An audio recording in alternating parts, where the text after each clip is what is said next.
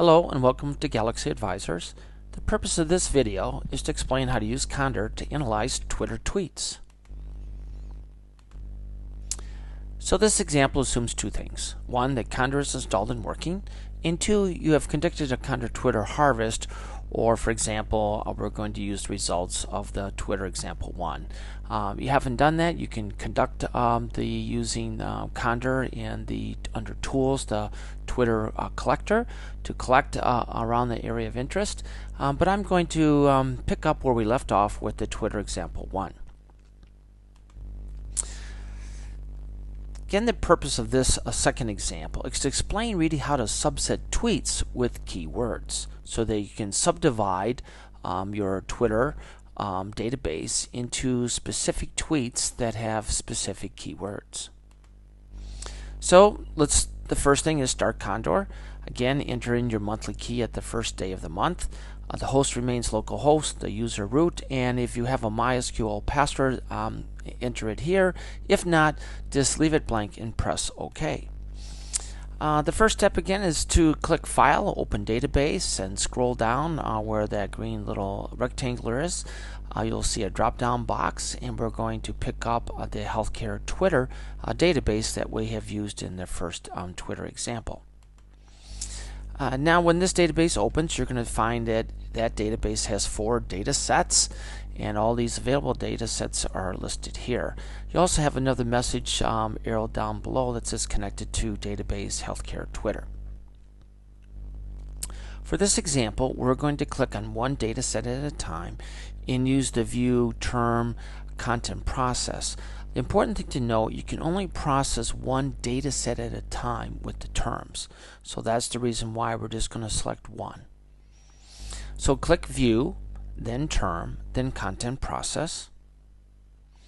Then a window is going to open, a term processing form. We can leave everything as it is and just click Continue at the bottom. You can explore those additional options if you wish. A log window will display the progress. And then a form will come up for term selection. You can select individual terms or click the Add Top 10 terms or Add Top Phrases. At this point, it really doesn't matter because all the content is going to be indexed. So then at the bottom lower right, just click OK, Collect Communications. Log window will display the progress, and at the very bottom, highlighted in green, you'll have this message that I've enlarged here. It says done with term communication, tells you the number of seconds, and you can now visualize the term view, term static, or dynamic. Again, important note, you can really only view one data set at a time using that static or dynamic view for specifically the term processing. So now what I'm going to have you do is then to repeat. Pick another data set such as telecare, click View, Term, Content, Process for the other 3 data sets and process those one at a time. Again, you can only process one data set at a time for the term view. Assuming that you've done all the 4 data sets now, hold down the Shift key, select one data set at a time, and then they'll be all selected. And you'll see a number of records below that will be displayed.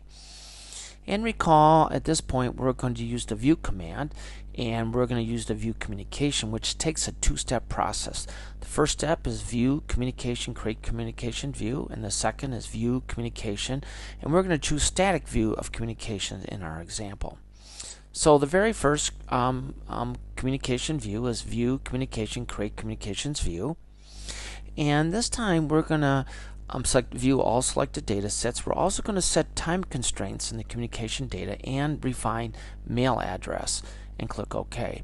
The set time constraints is going to give us a window where we're going to actually input our desired terms that we'd like to subset the data with, and refine mail address gives us the ability to actually remove the terms that we had so we can see how the tweets are connected without the artificial term in the network view.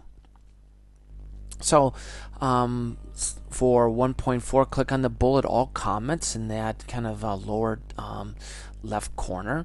And then you'll have the ability to enter words.